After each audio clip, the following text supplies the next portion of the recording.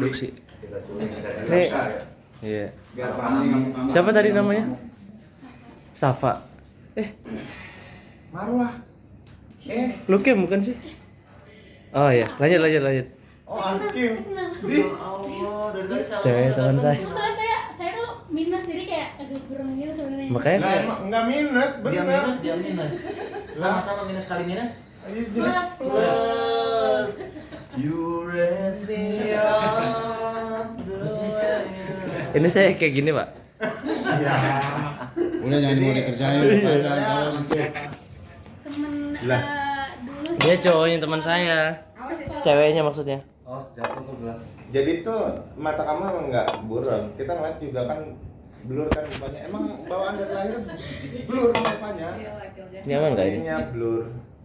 Nah, sip. Ya gua nggak kelihatan kan? Enggak apa-apa, Pak, emang. Lu Kelihatan kan itu. Kelihatan. Ini tuh kan 0,1 malah. Buset dah. Awas nanti jatuh ini. Ya. Tadi gimana? Ya selanjutnya. Cuan besar apa cuan kecil? Bukan. Gua kan cuan besar. Iya. Lu kan kecil. Gua cuannya kecilnya nggak apa-apa. Yang penting sesuai passion lah. Yang penting durasi. Ya. Kecil juga. Iya. Pertanyaan kedua ya, iya Kak ya. Ya. Pilih kerja bareng-bareng rame-rame bersama tim atau kerja solo bebas. Saya Oke, kerja boleh, sama Kak. tim karena kalau kerja sama tim itu sangat menyenangkan ya. Kita saling bisa berinteraksi. Masing-masing tim itu dia punya kompetensi masing-masing. Oke, jadi kita bisa mengambil masukan dari masing-masing orang gitu ya kalau Iya, bersama tim. karena bisa collab gitu. Oke, kalau Kasur sendiri gimana nih Kak? Oh, kayaknya kurang tepat nih. Tapi saya sebenarnya sama. Saya tuh kerjanya sama tim. Kalau kerjanya di Solo itu agak jauh ya. Oke. Dari Pindah kota Jakarta gitu ya, itu. lintas kota. Dan kalau kerja sama tim itu enak. Ketika kita kerjanya nggak lari-lari gitu ya, jalan kaki masih nggak kelihatan. Kalau main bola nih satu tim. Nah, saya tuh misalnya jalan kaki gitu. Sebenarnya sih kayak masih bisa jadi beban tim lah ya. Jadi beban tim. Nanti ngobrolan ini 2 menit kita cut ke 50 detik aja ya. Kelamaan. Lanjut ke pertanyaan Oke, berikutnya. mungkin pertanyaan terakhir nih di games kita kali ini. Kalau ada investor gede tapi harus ganti konsep brand, itu mau apa enggak? Gua Oke, boleh Kak Asar dulu nih. Bukan mau apa enggak. gua Itu ganti. gimana gitu kali ya? Oh, diambil atau Nah, enggak? ya boleh. Oke, ulang. Oke. Kalau ada investor gede nih, Nah, tapi Investor besar. investor besar, soalnya gede sih. investor. Kalau investor besar tapi harus ubah brand, ganti brand, itu diambil atau enggak nih kira-kira? Oh, gue ambil. Kenapa tuh Kak Asar ambil? Karena kalau kita ambil nanti sisanya bisa buat brand kita. Bisnis ya, muter gitu kan ya. Muter-muter lah ya. Asina. Nah, Kemana? Mau ini arahin sholat ke situ makan. Sekolah. Iya kasih ya. Lanjut. Oke, kalau kamu sendiri gimana nih? Bakal diambil atau enggak nih kira-kira kalau ada investor besar? Kayaknya enggak. Enggak, kenapa tuh enggak? Ya dari beberapa referensi yang saya baca ceritanya kan ya gue dengerin ini. bahwa membuat sebuah brand itu susah ya.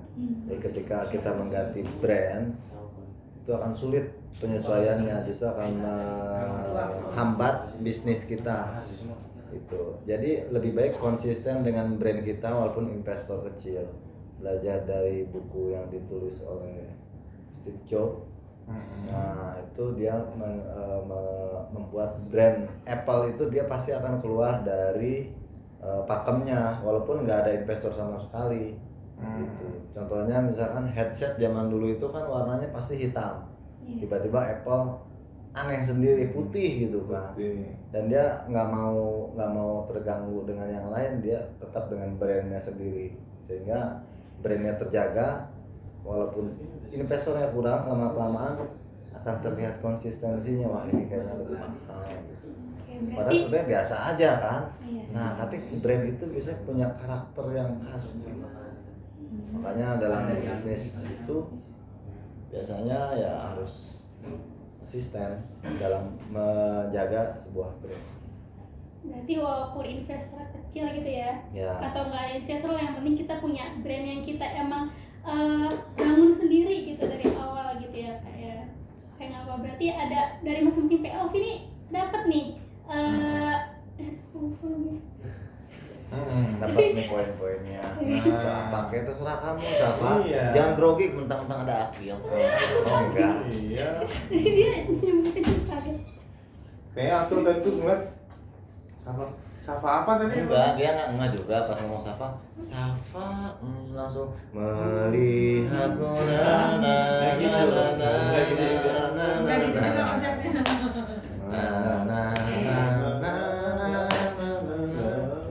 Oke, kita lanjut aja ya Kak, Oke, ya. kita lanjut. Kita lanjut. Tapi narasumbernya ini sungguh luar biasa. Wow. Ya.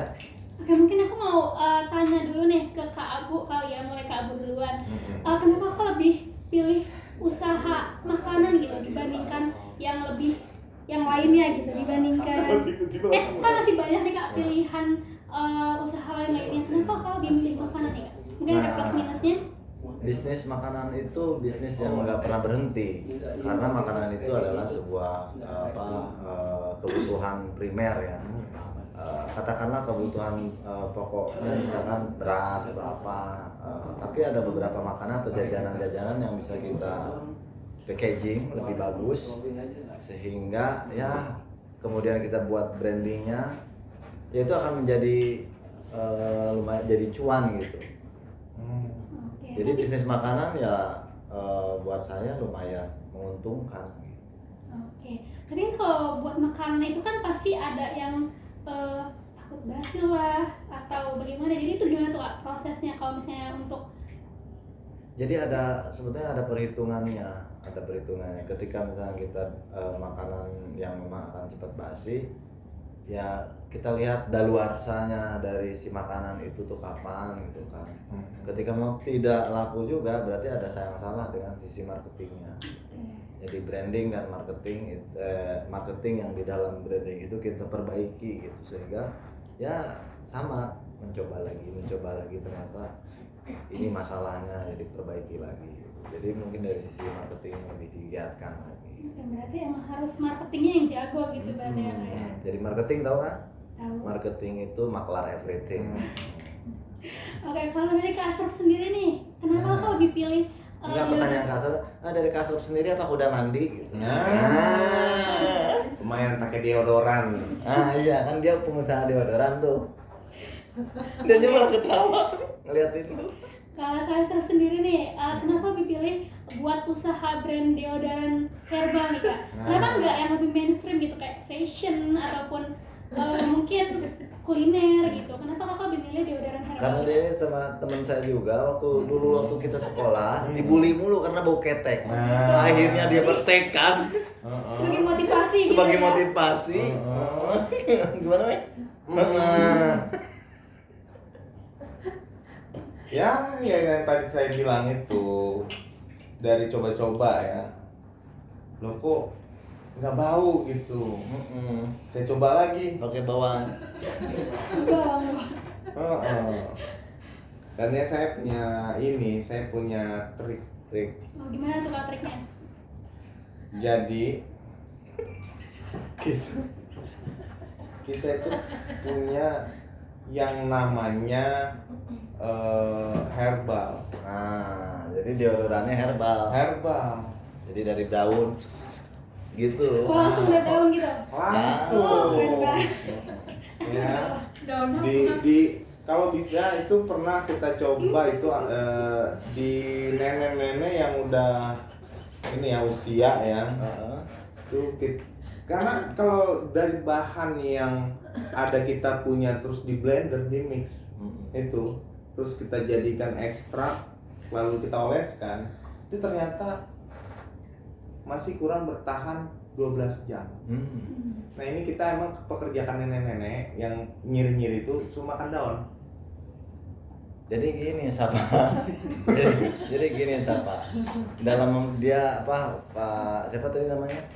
Pak Asrof ini dia juga punya tim riset sebelum berbisnis deodoran. Jadi dia punya tim riset, dia riset gitu kan bahwa manusia itu biasanya menghasilkan keringat itu dalam sehari kalau dilelah itu berapa liter gitu kan. Dan dia akan cari posisi-posisinya ada di mana saja gitu yang berkeringat gitu. Daerah-daerah yang terselip gitu Bang ya. Contohnya ya tiang. Sehingga dia muncul untuk gimana caranya nih berbisnis gitu. Saya kira, men Kenapa? sini Solah masuk. Nah, ini narasumber dari Thailand. Kapun kap, soika. Masuk. Kamin. Nggak apa-apa masuk. Tuh, duduk tuh di situ. Nggak apa-apa. Soika. Duduk situ nggak apa-apa. Sini. Ini Ah, syuting gitu. cuman practice doang. Jadi Jadi dari itu kita teliti dulu ya. Jadi riset dulu. ya di riset dulu satu orang itu kalau satu hari itu menghabiskan berapa liter Tergantung aktivitasnya ya. tergantung aktivitas. Makanya deodoran dia itu ada tipe-tipenya. Ada yang buat sporty, Sporty yang betul. ada tuh Daily, yang gitu. Daily. bapak-bapak, apa ibu-ibu kalau lari kan punggungnya ada yang apa? Kerokan Bukan yang basah gitu kan. Iya Basah sini. Sehingga dia ada tipe-tipenya yang sporty, terus yang tipe yang malam yang itu apa? buat berenang dulu Bang ada. Ada. Deodoran. Itu masuk ring kolamnya. Saking nyerep keringat itu luar biasa ya. Jadi bisnis deodoran itu ya berdasarkan riset gitu. Riset dulu gitu. Iya, berarti ya. kita udah bandingkan dulu sama Rexona, Nivea dan Ini disebut brandnya apa nih di sini? oh iya Oh, nggak iya. apa-apa Tadi kirain bos. itu lawan Nggak kita. apa-apa karena ini dia brand lokal. Brand lokal kita ya. Oke, ngomong-ngomong seputar karir nih Kak, kan pasti kan kita ada berkesinambungan antara cuan dan passion gitu ya. Kadang orang di luar sana tuh banyak banget yang mikir kayak, udahlah kerja dulu, cuan mah nanti aja nggak usah dipikirin. Atau ada juga pokoknya harus sesuai passion dulu nih, baru cuannya bakal ngalir gitu kan. Nah, kalau dari kakak-kakak sendiri nih, lebih mentingin cuan dulu atau passion dulu nih? Boleh siapa yang mau jawab duluan? Mungkin dari Kak Asrof? Ini dulu. Oke Kak. Abu gosok. Itu bukan salah satu pilihan. Oke. Cuan dulu apa passion dulu gitu kan. Ya kalau misalkan dipaksa harus memilih ya tetap milih cuan. Artinya kerjakan dulu aja, pelajari dulu dari setiap apa yang mau dikerjakan. Karena di dalam pekerjaan itu biasanya nanti ada wah kayaknya ini passion gua gitu. Karena anak-anak yang sekarang itu mereka juga nggak ngerti passionnya itu apa. Passionnya anak-anak sekarang kan ya rebahan, scroll TikTok, Kebiasaan Gen Z gitu iya, ya. kebiasaan Gen Z, Gen apa ya, Ken Alpha. main Roblox, nyetel musik pong gitu kan, kemudian apalagi ya joget-joget itu apa namanya, TikTok kan gitu kan, City gitu kan, pokoknya lebih banyak sama pacu jalur dan lebih banyak dia rebahan. Lebih banyak rebahan. Di dalam rebahan anak Gen Z itu biasanya ada imajinasi, hayalan-hayalan ingin sukses, padahal actionnya itu kurang. Jadi for me, Yes. Hallucination. harus ada actionnya. Kerjakan aja dulu yang bisa dikerjakan, jangan banyak memikirkan, wah ini nggak sesuai passion. Anak-anak sekarang itu pasti kerja dikit resign, karena merasa tidak sesuai passion gitu. Betul. Gitu.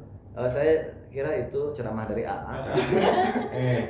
Mungkin Mama ingin menambahkan. Tadi tuh lu ditanyain passion apa cuan, lu jawabnya cuan. Memang cuan. Terus sekarang ke passion lagi. Bukan, gua mau menggambarkan passion itu kalau mengikuti passion terus itu nggak bakalan kelar-kelar. Yang ada anak-anak saya tuh selalu berimajinasi gitu kan. Ingin kaya. Ingin kaya, sementara kerjanya kan rebahan, Ah, sekolah TikTok. gimana Suatu caranya? saat nanti gitu kan, aku akan begini. Ternyata Ngelihat Dia sementara anak yang CEO. ternyata dia anak CEO. Ngelihat drama-drama Cina, Jadi tukang sampah ternyata dia CEO. Terus ini jadi hidup dengan hayalan gitu anak-anak sekarang. Imajinasi. Ketika dia masuk ke dunia kerja, ya masuk seolah-olah wah ini harus nggak passion gua nih udah keluar nggak passion gua kayak belum apa-apa udah Ada ganti ya, hal. udah ganti gitu ya. belum apa-apa ganti. Nah, gitu. Jadi Century, Apa aku tuh? tahu Century. Heeh. Sekali sentuh berdiri. Nah, Kalau kakak gimana? sama. Nggak boleh sama, iya nggak boleh sama. Tadi apa pertanyaannya? Dia nggak istiqomah, istihoroh. Iya, horor dulu. Saya sih mentingin cuan dulu. Kenapa tuh cuan dulu? Iya. Main Lu cepet tadi kaya. beda lagi ya. Lu tadi apa sih? Cuan dulu. Sama dong. Iya. Berarti gua passion dulu ya kan? Sebenarnya lu nggak jelas. Ini cuan merembet kemana-mana gitu ya. Ya udah. Ini Nggak, cuan oke, dulu oke. lah ini ya. Tadi Kak siapa namanya itu? Asrof. Kata Kak Asrop katanya saya nggak jelas. Kak Sapa sendiri jelas nggak dengan penjelasan saya? Jelas, Sangat jelas jelas-jelasnya. detail kan? Iya. Detail tuh dia jelas. Nggak jelas kan, Devi? Jelas. Gua dong yang nggak jelas.